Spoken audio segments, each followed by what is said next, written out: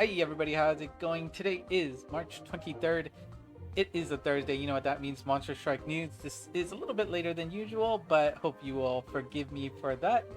Let's not waste any time. Let's go straight into what has joined us in the world of Monster Strike. First, we do, of course, have a new Insidious quest with the current collab. That is, of course, the Tensei, right? Tensei Shitara Sraim Datta Ken, right? Is the name. Our new quest will be facing off against Ifrit. However, Ifrit is not going to be a droppable, gettable monster in this collab.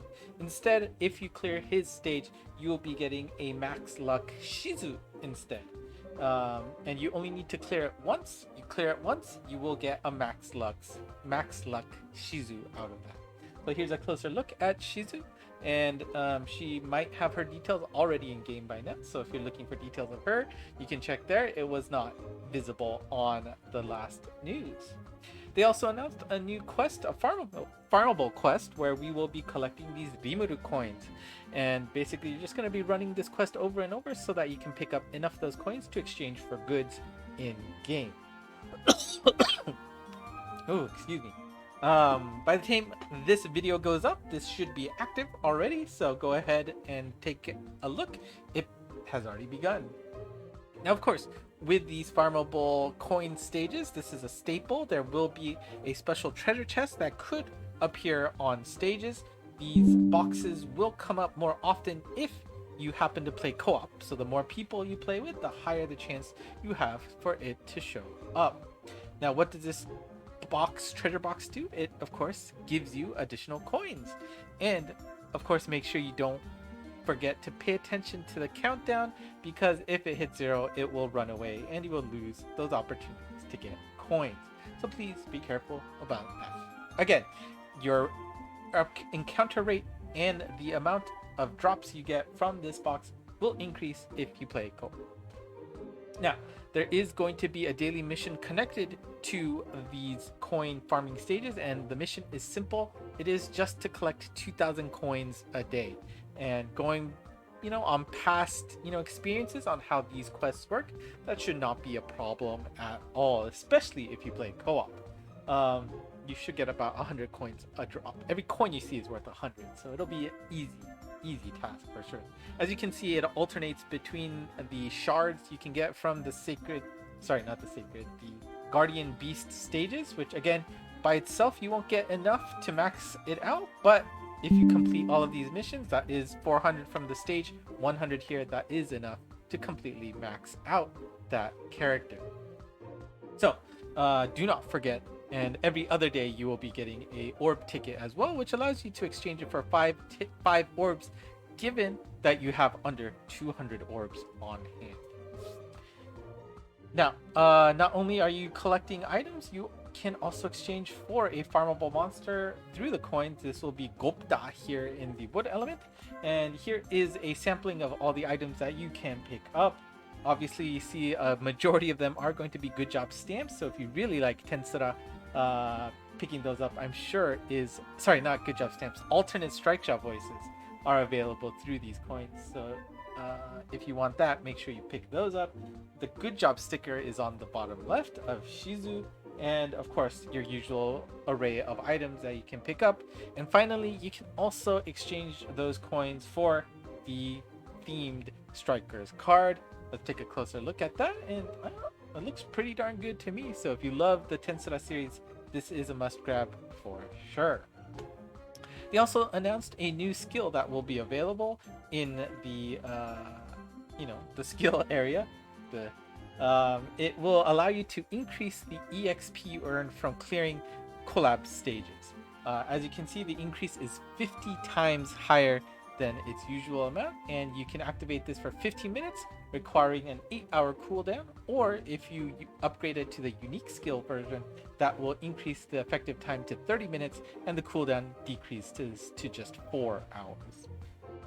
And of course, to accommodate for this, there's also another upgrade available to increase the number of simultaneous skills you can use at the same time, to increase it to a 6 instead of 5. There's of course additional missions available, and the 3 missions that are available are the following. Number 16 requires you to clear Milim stage with no skills activated, and you must clear the stage with 100% of your HP remaining at the end. Interesting. Number 17 is to clear the new coin stage that we just talked about 5 times, but you must also do that via co-op. So please do not forget about that fact. It must be via co-op. And number 18 is asking you to clear the new Insidious stage versus Ifrit, but you must also have no skills active when doing that.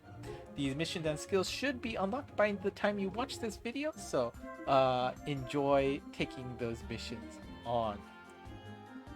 Now, you may have noticed that the rewards for Veldora Tempest have spilled over 100, and of course it's no surprise that, well, actually it is kind of a surprise. You usually don't get this for a drop monster or a mission monster, but we are getting an alternate evolution form of the Veldora Tempest there. You can see Bimuru's Metona? I don't know. But you get 2 forms available for the Veldora Tempest, the dragon form and the human form. Somebody correct me if I'm misstating that, but you can get these by clearing another set of missions. This will be a new set that you must clear, and here's a closer look at the human form of Veldora Tempest. But the missions here is basically you will have a set of missions that you can complete. This is not all of them, by the way. We will see all of the missions translated on the next slide. But basically, you pick and choose any combination of those missions that you want so that you can reach 100%. So for example, from the example you can see here, if you clear the middle mission, that'll get you 100% off the bat. It's probably ridiculously hard, but if you just want to do it one and done, that is the way to do it. If you just want to take it simple, you can do the leftmost mission, which only gives you 10% progress for each clear, but you do that 10 times, 10 times 10 is 100. So that will work as well. And you can see the rewards for clearing these missions in the red banner. You get to unlock that evolution for Veldora Tempest to get his human form. You also get a nice cool little badge there in gold, and you get a good job sticker featuring the Guardian Beast diamond, whatever was it? Somebody was saying that something that talks in your head or something like that. So very interesting. Anyway, here are the missions that you can get and the amount of percentage points that you will be able to earn as a result of that. The first is to just clear any of those 3 missions. The blue mission featuring Gabiru, the wood mission featuring Gerudo, or the light mission featuring Lamiris. If you clear any of those with Veldora Tempest, the dragon, of course, in your party, you will get 10% progress. The second line, it was asking you to clear Veldora Tempest in your party and speed clearing with 4 or more turns left on the lower difficulty of the Guardian Beast stage. For 30%, you must do it with Veldora Tempest in your party, but on the higher difficulty level. And then for 60% progress, you have to clear medium stage with Veldora Tempest in your party, and a one-shot clear for these missions can be done if you take on Ifrit with Veldora Tempest in your party. And then we get some of the slightly easier ones here. You can also get 20% progress by S rank clearing the coin farming stage with Veldora Tempest in your party. You can also attempt to get 40% by clearing any Gouzetsu stage using the Collab Guardian Beast ability. This does not have anything to do with Veldora Tempest, so please be careful about that. This shouldn't be that hard, unless I missed something, hopefully not, but it seems pretty easy to get that 40%. Assuming you can clear Gouzetsu quests naturally, right?